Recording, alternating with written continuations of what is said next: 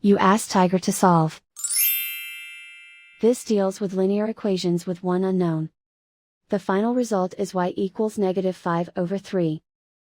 Let's solve it step by step. Simplify the expression.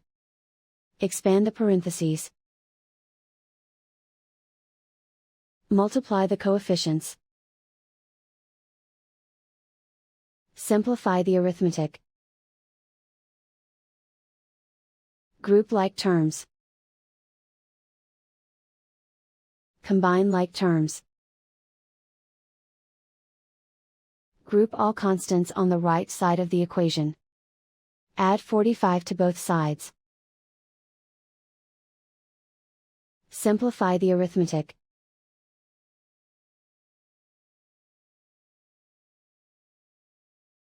Isolate the y. Divide both sides by -27. Cancel out the negatives. Simplify the fraction. Move the negative sign from the denominator to the numerator. Find the greatest common factor of the numerator and denominator. Factor out and cancel the greatest common factor.